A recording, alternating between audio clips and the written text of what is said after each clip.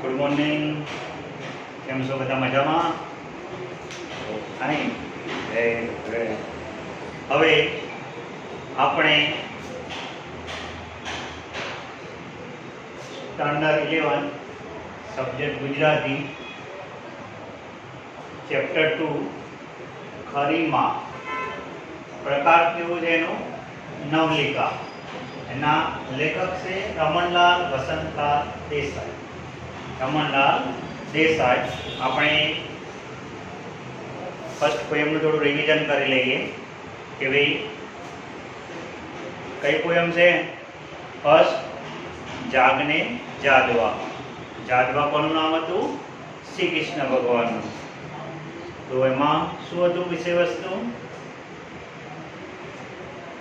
તો કૃષ્ણને જગાડવા માટે જશોદા અને એમના ભક્તો ગોપાળ બાળકો બધા વિનંતી કરે છે કે ભાઈ હે જાગને જાદવા, 360 ગોવાળિયાનો વડો કોણ થશે? 360 ગોવાળિયાનો વડો કોણ થશે? તો આ ગાયો ચરાવવા માટે અને એના વડો બનાવવા માટે શ્રી કૃષ્ણને જગાડવામાં આવે છે, શ્રી કૃષ્ણને વિનંતી કરવામાં આવે છે. તો આ ફર્સ્ટ લેસનનું ફર્સ્ટ પોએમમાં આપણે શ્રી કૃષ્ણ ભગવાનના વિશે ભણ્યા. હવે અહીંયા ચેપ્ટર 2 છે ખરીમાં. ખરીમાં એટલે કે માનો દરજ્જો કેટલો મોટો મહત્વનો છે. માને કોઈના બોલે ના આવી શકે એવું અમૂલ્ય છે. માનું સ્થાન અમૂલ્ય છે. એનું મૂલ્ય આંકી શકાય એટલું નથી. મા એ મા છે એટલે કહેવાય છે મા તે મા, બીજા બધા વગડાના વા. જે પરિવારમાં જેની માતા નથી હોતી એના બાળકોને બહુ મુસીબતો આવી પડે છે. એના બાળકોને બહુ મુસીબત અને મુશ્કેલી આવી પડે છે.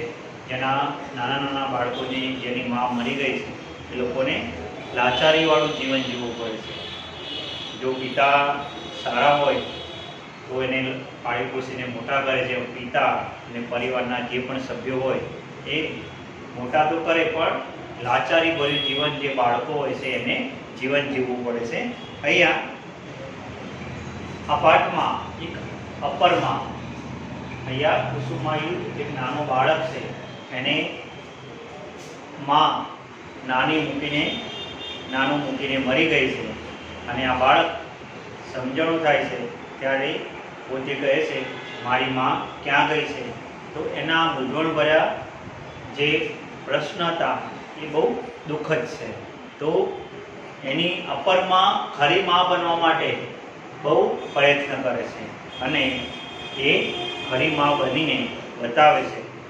આજે આપણે સમાજમાં કે ઘણા પરિવારોમાં જોઈએ છે કે માં મરી જાય એટલે એના પિતા બીજી વાઇફ કરે છે. જો વાઇફ સારી હોય, બીજી પત્ની કરે છે. જો પત્ની સારી હોય તો બાળકોને સારા સંસ્કાર અને ઉછેર કરે છે. પણ એવી માઇન્ડને મળી જાય તો બાળકને હેરાન કરી મૂકે છે અને એને પરેશાન કરે છે. અને માનો દરજ્જો એ અતિ મહત્વનો છે. એટલે આપણે નિબંધમાં લખીએ છીએ મા તે મા. એક માતા 100 શિક્ષકની ગરજ સારે છે. એક માતા 100 શિક્ષકની ગરજ સારે છે. મા તે મા, બીજા બધા વગડાના વા. ગોળ વિના મોડો કંસાર, મા વિના સૂનો સંસાર. તો આ માતાની અને માતા એ નાનું બાળક હોય અને બધા બાળકો એના માટે સમાન હોય છે. માતાના બધા બાળકો સમાન હોય છે. એક હેન્ડીકેપ હોય, એક સારું હોય, પણ લાડ તો બંનેને સાથે જ લડાવશે. એટલા લાડ બંનેને, જે બંને એક જ વસ્તુ આપશે. તો એને આપ્યું તો હેન્ડીકેપને પણ એવું જ. અપંગ છોકરા હોય કે ખાઈ પી ન શકતા હોય અને એ માને જે તકલીફ પડતી હોય એ પોતે માં જ ના હોય.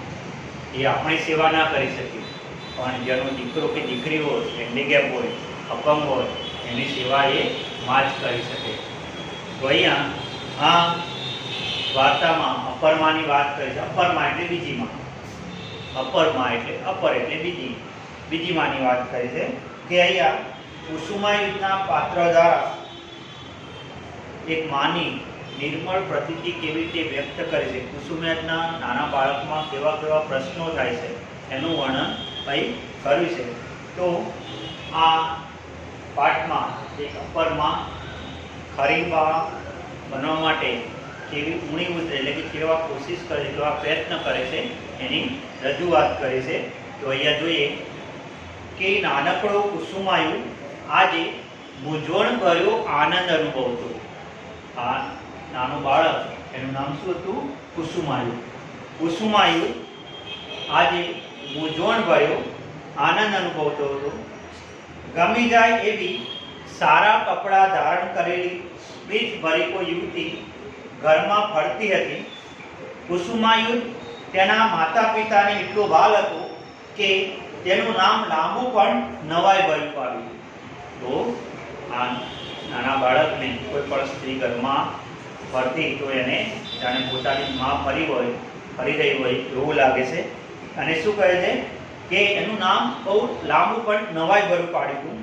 પરંતુ માતાએ પુત્રને લાડ લડાવવા જીવી નહીં. શું કહે છે? પુત્રને લાડ લડાવવા જીવી નહીં. તો એની માતા, એની જનની, એની મધર લાડ લડાવવા જીવી નહીં. 4 વર્ષનો મૂકી તે સ્વર્ગવાસી થઈ. ત્યાર પછી 2 વર્ષ વીતી ગયા છતાં એની માતા પાછી આવી નહીં. તો આ બાળક બહુ નાનો છે, 3-4 વર્ષનો છે. 4 વર્ષનો છે એટલે એની સમજણ ઓછી છે. પણ આ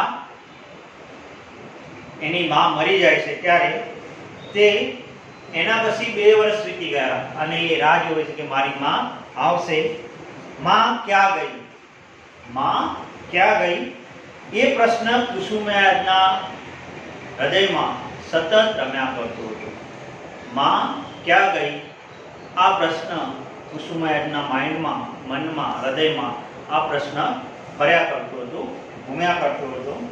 કોઈ કહેતું એ તો પ્રભુના ધામમાં ગઈ, કોઈ કહેતું મામાને ઘેર ગઈ, કોઈ કહે એ તો જાત્રા કરવા ગઈ, અને નોકર કહેતો એ તો મરી ગઈ. તો આ કુસુમાયુધને સમજાવવાને એને ખબર ન પડે એટલા માટે એને કહે છે કે એ તો યાત્રા કરવા ગઈ છે, તો પ્રભુના ધામમાં ગઈ છે, મામાના ઘરે ગઈ છે, અને તું આ નોકર કહે છે કે એ તો મરી ગઈ. નોકર શું કહે છે? એ તો મરી ગઈ. તો આપણે પણ આપણા પરિવારમાં મમ્મી કંઈ પણ લેવા જાય, કંઈ જઈએ આગા પાછળ થાય તો આપણે કહીએ મમ્મી ક્યાં ગઈ? તો કે તો બજારમાં ગઈ છે, હમણાં આવશે. તો આ એક બાળક બતાવે છે કે મામાના ઘરે ગઈ છે, જાત્રા કરવા ગઈ છે, પ્રભુના ધામમાં ગઈ છે, પણ નોકર એને કહી દે છે કે ભાઈ તો મરી ગઈ. પણ મને લીધા વગર એ કેમ ગઈ?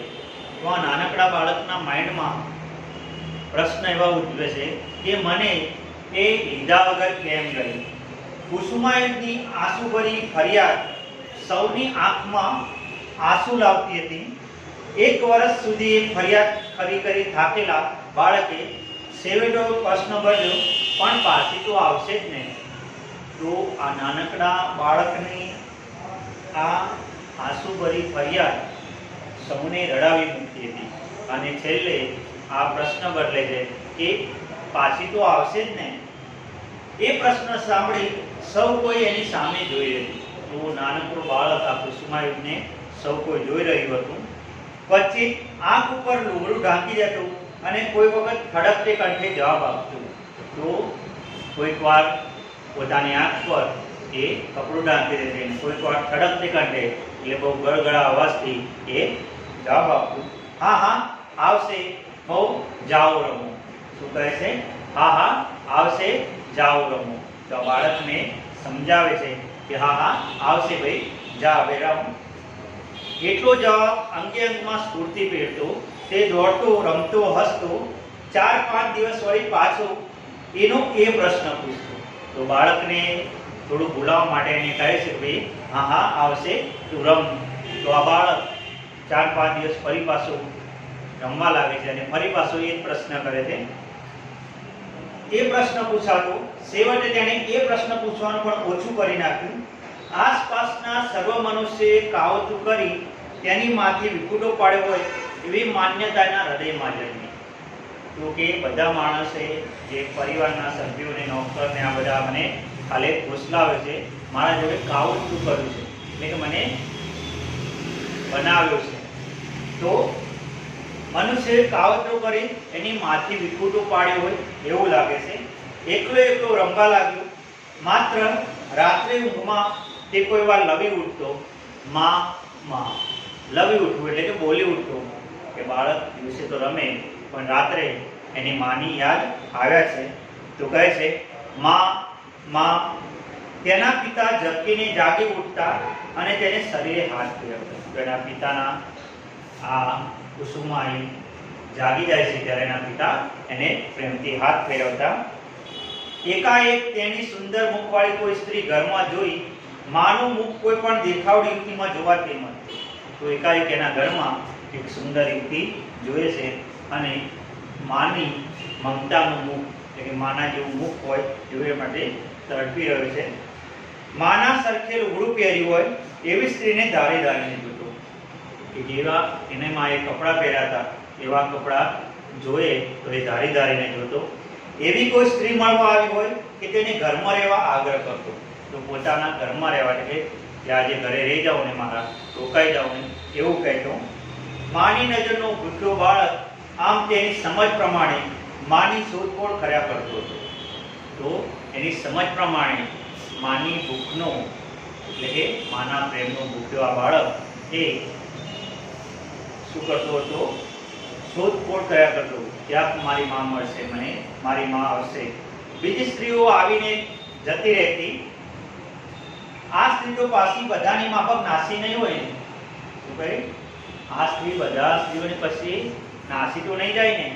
એ વિચારે તેને ગભરાવ્યો. સૌની માફક આ યુવતીએ પણ તેની પાસે બોલાવ્યો. તેની 2-3 પેટીઓ પોતાના સુવાના ઓરડામાં ગોઠવાવી.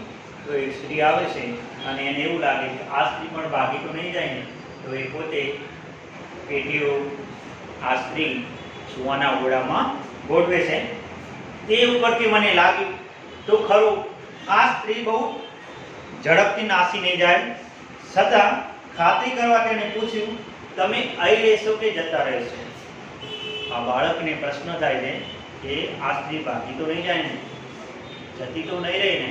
તો એ કહે છે કે તમે અહીં રહેશો કે જતા રહેશો? આ કુસુમાયુના મનમાં એવા બધા પ્રશ્નો થાય છે કે આ બાળકને પોતાની માની મમતા જોઈએ છે. પેલી યુવતીને હસવું આવ્યું. તો પેલી યુવતીને હસવું આવે છે, હસે છે.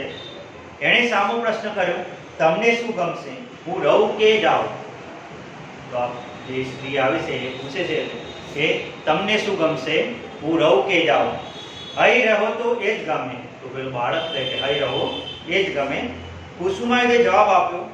તેને સમજ પડી નહીં કે આ સ્ત્રી તેને બહુવચનથી શા માટે સંબોધે છે. હવે આ કુસુમાયુને તમે તમને એવું કહે છે કે માં એ પોતાના બાળકને તું કહીને જ બોલાવે કે તું આમ કરે છે, તું કેમ આવું કરે છે. તો કે મને બહુવચન શબ્દોથી કેમ સંબોધે છે, કેમ મારા બહુવચન શબ્દો વાપરે છે. તે સ્ત્રીએ કુસુમાને થોડા રમકડા આપ્યા. તો આ જે સ્ત્રી જે અપરમાં બનીને આવી તેને થોડા રમકડા આપે છે. સારા કપડાં પહેરાવ્યા, માથું ઓળી આપ્યું, પોતાની સાથે જમવા બેસાડ્યો. બાળકને બહુ નવાઈ લાગી. તો આ સ્ત્રી આ જે અપરમાં બનીને આવી છે એ બાળકને હવે એનો ખ્યાલ રાખવા લાગી છે અને થોડા રમકડા આપે છે, પોતાના જોડે જમવા બેસાડે છે, સારા કપડાં પહેરાવે છે. કેમ? તો એના મનમાં ફરી પાછો પ્રશ્ન છે, આ સ્ત્રી કોણ હશે, કેમ આવી હશે? કુસુમાયુધ તેની આસપાસ જ ફરવા લાગ્યું અને આ સ્ત્રીની આસપાસ આ કુસુમાયુધ આ બાળક એની આસપાસ ફરે છે. તેણે એમ પણ લાગ્યું હશે કે પોતાની માફક પિતાને પણ આ સ્ત્રી ગમી છે. એને એવું લાગે છે કે મને ગમી છે તો મારા પિતાને પણ ગમી. પરંતુ પિતા આગળ તો બહુ ધીમી ધીમી કેમ બોલતી હતી? તો એના નાનું બાળક બહુ અવલોકન કરે છે, ઓબ્ઝર્વેશન કરે છે કે મારા પિતા આગળ કેમ ધીમું ધીમું બોલતી હશે, આડું કેમ જોયા કરતી હતી, આછું આછું હસતી કેમ હતી, આ સ્ત્રી ઘરમાં રહ્યા જ કરે તો કેવું સારું, માં પણ કેવી ઠરીને ઘરમાં રહેતી હતી. તો આ સ્ત્રી વિશે કહે છે કે પિતા જોડે કેમ હસતી હતી, કેમ ધીમે બોલે છે, તો કે મારી માં કેવી ઘરમાં જ રહેતી ઠરીને. કુસુમાથી રહેવાય નહીં એટલે સૂતા પહેલા તેણે પૂછ્યું, તમે મારા સગા થાવ છો કે નહીં?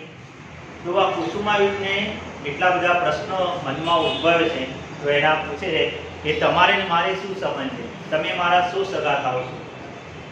હા, શા સગા થાવ?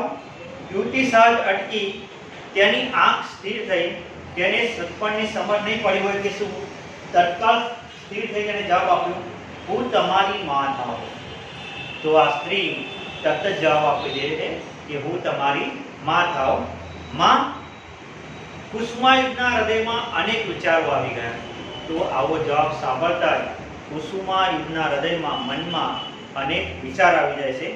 સત્પણ સાંભળતા બરોબર તેને એક વખત તો એમ જ થયું કે માની કોટે બાજી પડું.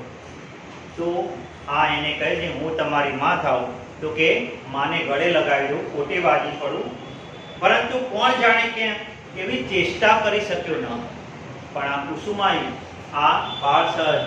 આ બાળક એવી ચેષ્ટા એટલે કે ગળે લગાવવાની હિંમત કરી શકતો ન હતો. અને તેણે સ્ત્રીનો હાથ પકડી લીધો અને પોતાના બે હાથ વડે દાબ્યો. અને આ બાળક સ્ત્રીનો હાથ પકડી પોતાના બે હાથ વડે માનો હાથ દબાવે છે. માં કહેરાવા માંગતી સ્ત્રી જરા હસી, પરંતુ એકલું હસવું કઈ બસ થાય શા માટે? પોતાને ખોળામાં લઈ વાલ નથી કરતી. તો કે એકલું હસવું શા માટે? કે માં હોત તો મને ખોળામાં લઈ લીધી અને વાલ કરત. કુસુમાએ તે શંકા પૂછી, તમે મારા માં થાઓ? શું કહે છે? તમે મારા માં થાઓ? બાળકની બુદ્ધિ મોટાને તાવે છે. તો આ નાનકડા બાળકની બુદ્ધિ જે સમજદાર હોય એને પણ પાછા પાડી દેશે. તો કે આ બાળકની બુદ્ધિ એટલી મોટી છે કે અલગ અલગ પ્રશ્ન કરે છે. પરણીને આવીને તે પહેલે દિવસે એક બાળક આ યુવતીની કપરી પરીક્ષા લેતો હતો. તો કે પરણીને હજુ આવે છે તો જાણે પોતાની કસોટી લઈ રહ્યો હોય એવું આ બાળક કરે છે. તે જાણતી હતી કે મારે પણ એક બાળકને ઉછેરવાનું છે અને ત્યાં ચોખવટ કરી દી કે મારે એક બાળક છે તો એને તારે પાલન પોષણ કરવાનું છે, ઉછેરવાનું છે. તે જાણીને પોતાના લગ્ન થવા દીધા હતા, પરંતુ બાળ ઉછેરે માને જ નહીં. અતિ વિકટ થઈ પડતો પ્રશ્ન અપર માને તો ઘણો જ વિકટ થઈ પડે. અને આ વાત સાચી છે કે બીજી માં હોય એને આગળની માના બાળકોને પોતાના કરવા માટે બહુ મુશ્કેલી આવી પડતી હોય છે, વિકટ પ્રશ્ન આવી પડતો હોય છે. જો સમજદાર પત્ની હોય તો એ સાચવી લેશે, પણ જો સમજદાર ના હોય તો એના માટે બહુ મુશ્કેલી થઈ પડે છે. પૂરી ખબર નથી છતાં તેણે જવાબ આપ્યો, હા ભાઈ, હું તમારી ખરી માં થાઉં છું. શું કહે છે? કે હા ભાઈ, હું તમારી ખરી માં થાઉં છું. ત્યારે તમે મને તું કહીને કેમ બોલાવતા નથી? તો આ નાનો બાળક પ્રશ્ન ઉદ્ભવે છે, તો મને તું કેમ કહેતા નથી? અને તો આ તરત જ પેલી સ્ત્રી જવાબ આપીશ, હા હું એમ કહીશ. અને હું તમને શું કહું? તો આ સ્ત્રીને બોલાવી જાય છે કે મને બેન કહેજો. શું કહે છે? મને બેન કહેજો. માં કે બા જેવો શબ્દ ઉચ્ચાર સાંભળવાની યુવતીને હજી તૈયારી નહોતી. તો આ યુવતી હજુ નવી જ હતી, એટલે કે બા કે માં જેવો શબ્દ સાંભળવા માટે તૈયારી ન હતી. પત્ની તરીકેના કઈ કઈ કોડ તેને પૂરવાના હતા. માં કે બા શબ્દ તો બહુ ઘરડો પડે એમ તેને લાગ્યું. તો એને એવું લાગ્યું કે માં કે બા એ બહુ ઘરડો શબ્દ છે, તો કે મને બહેન કહીને બોલાવજે. બાળક હતાશ થયો. તે ખરી માં નહોતી. નિશ્વાસ નાખી તે ઊંઘી ગયો. અને આ બાળક આ બેન શબ્દ સાંભળીને બહુ હતાશ થઈ જાય, નિરાશ થઈ જાય છે અને નિશ્વાસ નાખી પોતે ઉદાસ થઈ અને એ ઊંઘી જાય છે. તો સેકન્ડ પાર્ટ આપણે નેક્સ્ટ લેક્ચરમાં લઈશું. તો અહીંયા માં આ કુસુમાયુના પ્રશ્નો માની મૂંઝવણ ઊભા કરે છે અને માની મૂંઝવણ આ બાળકને પોતાના કરવા માટેના મુસીબતો અને જે પ્રશ્નો કરે છે એ એના જવાબો આપે છે અને અહીંયા કુસુમાએ હતાશ થઈ અને બેંક શબ્દ સાંભળીને એ ઊંઘી જાય છે. બરાબર. નેક્સ્ટ ચેપ્ટરનો જે પાર્ટ છે સેકન્ડ એ આપણે નેક્સ્ટ લેક્ચરમાં લઈશું. Thank you.